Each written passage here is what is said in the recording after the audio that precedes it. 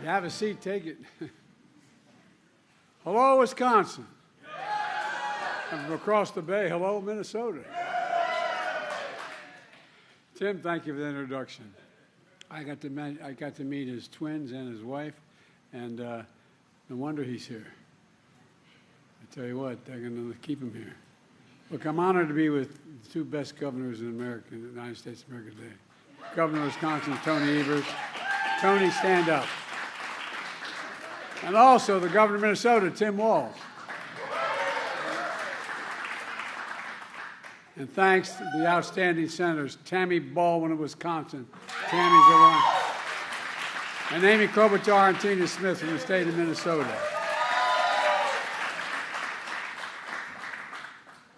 If I have all three of them on my side, I don't worry about anything. And two great mayors, Mayor Payne of Superior, Wisconsin, and Mayor Reinert of Duluth, Minnesota. Stand up, guys.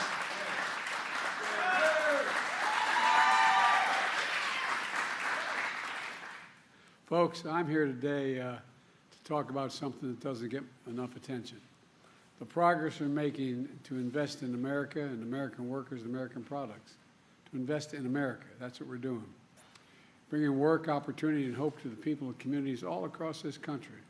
Just last week, we saw the biggest jump in 30 years in how positive consumers are feeling about the economy. Things are finally beginning to sink in. We passed a lot of really good legislation. We knew it was going to take time for it to begin to take hold, but it's taken hold now and turning the economy around. We also just learned that America filed 16 million new business applications since I became president. That's a record. That's a record. And the reason I mention it, when someone files for new business, it's an example of hope, something they believe in. They believe that they can get something done, and a consequence. You know, and Tim's business right here is that act of hope as well, started a while ago. And just today we learned the economy of the United States grew by 3.1% last year. I don't want to bore you with all the detail, but, you know, the experts from the time I got elected were insisting that a recession was just around the corner. Every month there was going to be a recession. Well, you know, we've got really strong growth. Listen to this. Here's this morning's headlines from the Wall Street Journal and other papers. Quote, U.S. shatters expectations. Second headline, the U.S. economy boomed in 2023. Third, U.S. economy grew at a shocking pace. I love that shocking pace piece. But my favorites from the Wall Street Journal. Quote, what recession? Growth ended accelerating in 2023. Folks, look. And by the way, the economic growth is stronger than we had during the Trump administration. My predecessor recently said he was actually hoping for the economy to crash. His quote, hoping for the economy to crash. Can you believe it? Well, he said he's hoping because he hopes it happens soon while I'm still president. That's what he's hoping for. Well, thanks to the American people, America now has the strongest growth, the lowest inflation rate of any major economy in the world. It's because of you. We obviously have more work to do, but we're making real progress, building an economy from the middle out and the bottom up and not the top down. I was raised in a household where we had 3 bedrooms. It was a nice home, 3-bedroom split-level home and a new development of 40 homes in suburbia with four kids and a grandpa living with us. And but that trickle-down economics didn't trickle down much on my dad's kitchen table. Because when we work from the middle out and the bottom up, the poor have a shot, the middle class does really well, and the wealthy still do well. But everybody gets a shot. We all do well. You know, as the Secretary of Treasury, Janet Yellen, just said today, and I quote, the story of the middle class is not separate from the state of the economy. It's at the heart of it. You went on to say, I mean workers across industries and occupations, from firefighters to nurses to factory workers. That's the middle class. At least that's where I come from. That's what it's all about. So I'm here to announce more progress that shows that we can get big things done in America. We start believing in ourselves again. We start investing in America again. Folks, look, our infrastructure used to be the best in the world, rated the best in the world. But over a period of time, we stopped investing in America. We stopped it. We stopped investing in ourselves. And we slipped. We're now ranked the 13th best infrastructure in the world. The United States of America, number 13 in the world. How in God's name can we have the strongest economy in the world if we don't have the strongest and best infrastructure in the world? It's not possible. So we're determined to turn that around. We were determined to turn that around in a big way. And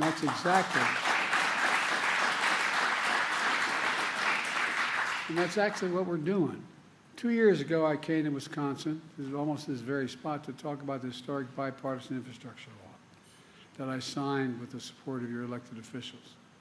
The most sweeping investment to rebuild America in American history. We've already invested $6.1 billion in Wisconsin so far. $5.7 billion in Minnesota. 2 years later, I came back to the Blatnik Bridge. I was here 2 years ago. The last time I was here, I came with Tammy, and we're now back this time because we knew this bridge needed a lot of work. Tammy didn't let me forget that either. You know, that bridge opened in 1961, and it connects Minnesota, Wisconsin, you know better than anyone in the world, and over the Lewis Bay. It's a vital link of our nation's economy. Every year, 950,000 trucks use the bridge to carry 3.4 billion tons of goods all the way across America and into Canada. Folks, every day, 33,000 vehicles cross that bridge. The flow of people is so critical to small businesses that rely on it to get customers, employers, goods to their businesses. It's critical. And local businesses like this brewery at the base of the bridge, think what Tim just told us. Tim's family's been here for 4 generations. His great-grandparents moved here from Scandinavia to build a bakery just 4 blocks from here. And as Tim just said, the bridge is critical to his business, his workers, his customers, to the entire local economy. And it's like that in other parts of the country as well. This bridge is also critical to the largest port on the Great Lakes, serving critical industries like forestry, agriculture, clean energy, supporting so many communities. I mean, it really is consequential. But you also know this bridge is in badly corroded condition. It's unsafe for trucks to carry oversized, overweight loads, causing drivers lengthy detours, increasing costs and delays. It's outdated in design. Tight curves have led to higher than average car accident rates, traffic congestion. For decades, people talked about replacing this bridge, but it never got done until today. Until today. I mean, I'm proud to announce $1 billion from the bipartisan infrastructure law will be used to build this new bridge. A new bridge that will increase capacity for large trucks and oversized loads. A new bridge with a modern design, wider shoulders, smoother on and off ramp. A new bridge with a shared path for pedestrians and cyclists. And I want to credit your governors, and I mean it sincerely, and your state legislatures for coming up with the matching money to invest in this bridge. Otherwise, it wouldn't have gotten done with your own funding. This investment is going to make a huge difference. Less traffic, fewer car accidents, faster commutes to your jobs and schools, quicker response times from fire trucks and first responders when every minute counts. Goods are going to get shipped quicker, and commerce will flow more freely instead of having to detour for up to 10 miles. Here's what else it means. It means that 10,000 new construction jobs, union jobs, are going to be created. We're investing in America, in jobs for American workers, built with American products. And that's going to, with the help of your congressional delegation, especially Senator Tammy Baldwin, we're making sure that that iron, that steel, that construction material to build this bridge is made in America.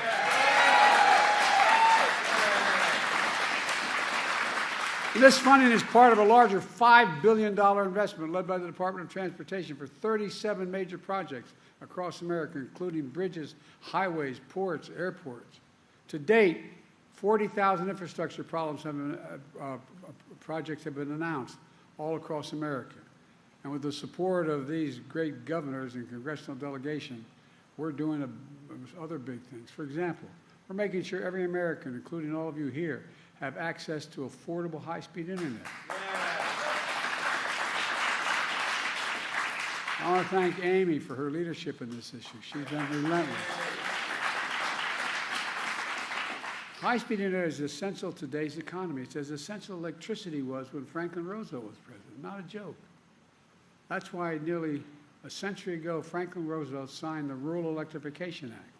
I know this sounds like it doesn't matter, but it matters a great deal. He signed it to bring electricity to nearly every home and farm in America because it became essential, an essential part of the economic growth of the country, an essential way to access to modern life. And so is high-speed internet today. In Wisconsin and Minnesota, we're investing $2.5 billion, $2.5 billion in high-speed internet. And we're going to save more than 600,000 families in these two states up to $30 a month in their internet bills. The household I came from, that matters. Those $30 at the end of the month bills will add up when you're living on a fixed salary. We're also investing $1.1 billion in your state to provide clean water and replace poisonous lead pipes. Every lead pipe's going to be water without getting sick.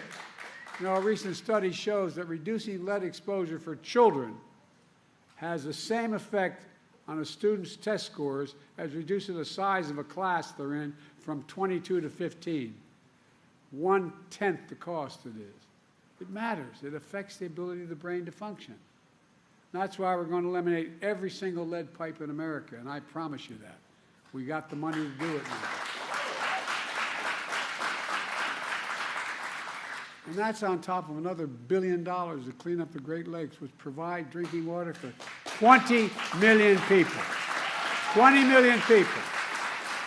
And by the way, it used to make the beer brewed here. It is used to make the brewed beer here in this refinery. Oh, Earth Rider, thanks for the Great Lakes. I wonder why it's doing that. What we're doing in Wisconsin and Minnesota is just one piece of a much bigger story. Look. 14 million new jobs since I became president. 169 new jobs in Wisconsin. 200,000 in Minnesota. Nearly 800,000 new manufacturing jobs nationwide. Good paying jobs. And employment has been the lowest, been below 4% for the longest stretch in 50 years. And it's even lower in Wisconsin and Minnesota, where it stands at 3.3% and 2.9% respectively. That's our economic plan. Invest in America, invest in American products, build in America. That's what we call Bidenomics. My professor, well, I won't get into my professor. Well, look, my predecessor, though, he chose a different course. Trickle-down economics. Cut taxes for the very wealthy and big corporations, increasing the deficit significantly. That's exactly what happened. That's exactly what happened. And the fact is, well, I won't get into it, but I don't want to get going. He stripped good-paying jobs and shipped them overseas. Why? Cheaper labor. Rather than pay you a fair wage, ship it overseas. Lower wage costs, and then import the product, denying Americans jobs. He shrank public investment in infrastructure and education. And then the process, he hollowed out communities, closing factories, leaving too many Americans behind. Look, I grew up in neighborhoods, and many of you did, in regions where you had that factory that maybe it only employed 600 people or 800 people, but it was the heartbeat of the community. And all of a sudden, one day, corporation owners decided it was cheaper to send that factory overseas because the labor was cheaper.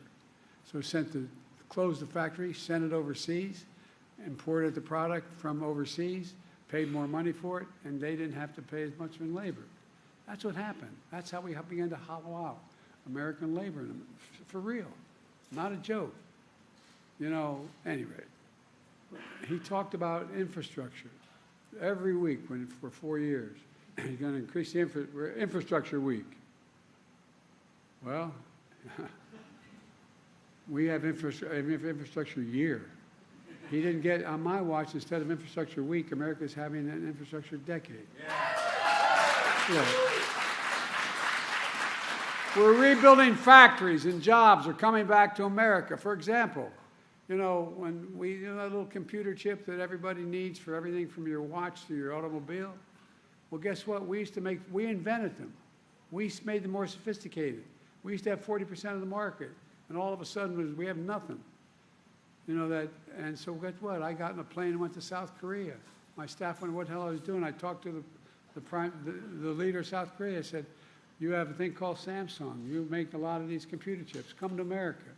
Well, not only they, but a total of $50 billion is coming to America, building factories in America. In America. There's a place just outside of Columbus, Ohio. They call the Field of Dreams. They're building two of these fabs, they call factories. They're like gigantic football fields. And guess what? They hire a whole hell of a lot of people, not only building the facility, but working there. You know what the average salary is? $110,000 a year, and you don't need a college degree to have the job. The Midwest is coming back. And these senators right in front of you here, they delivered it. Amy delivered it. Tammy delivered it. Tina delivered it. I mean it sincerely. And you, the American people, supported it. Now, I worked with some Republicans to get the bipartisan law done, and it got done. But I'm sorry to say the vast majority voted against it. But you know what? That's okay, because we're building projects everywhere, no matter whether they voted for it or not. I promise to be a president for all Americans, whether you voted for me or didn't vote for me. Folks, we have more work to do. For example, does anyone think that the tax code in America is fair? Raise your hand if you think the tax code is fair. In 2020, 55 of the Fortune 500 company corporations paid zero in taxes. Zero in taxes. You may have heard me harp on this for a while. Federal taxes on $40 billion in profit. They paid 0 cents. But not anymore. What I was able to do is provide for funding all these programs by signing getting past a tax of just 15%. You pay more than that. But just getting up to 15%. 15% tax on these 50 corporations making $40 billion. And guess what? As a consequence, we could pay for so many of these investments we're making all across America without the deficit going. And we still brought the deficit down by $7 billion.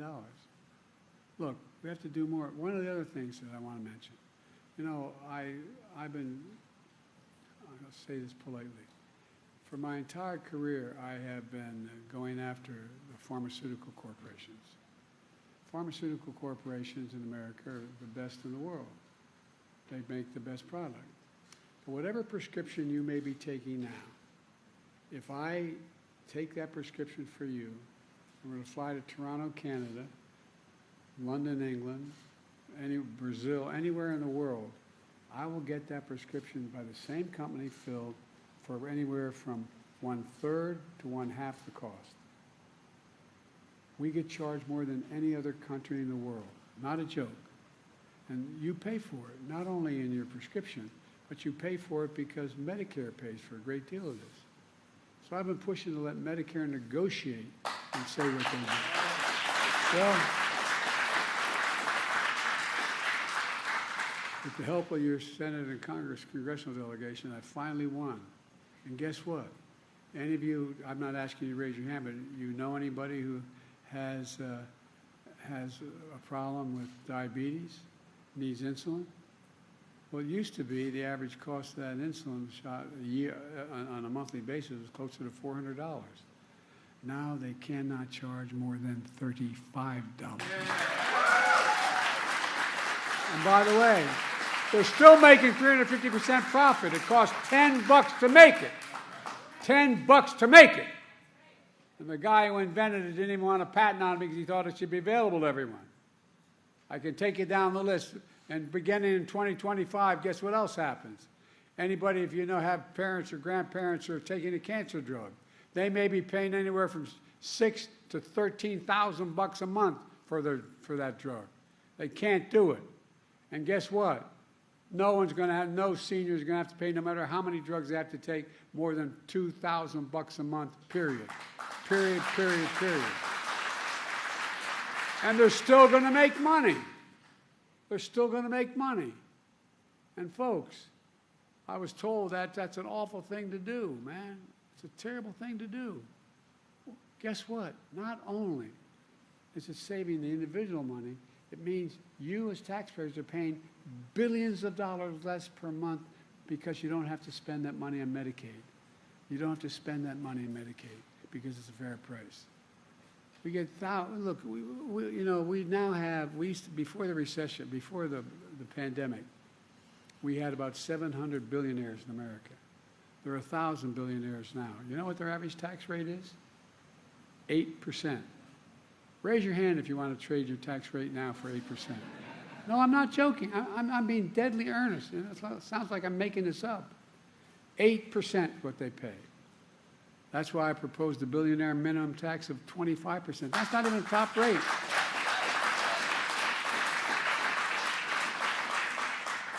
If billionaires and big corporations paid even close to their fair share, we could strengthen Social Security and Medicare, bring down the cost of child care, elder care, working class and middle class people would all be better off, and it wouldn't cost a penny because they make $40 billion would be coming into it. And it's not, I mean, it's just basic fairness. You know, it's the right thing to do, and we can get this done. And I'll be damned, in the last year of this administration, I'm going to get it done. Yeah.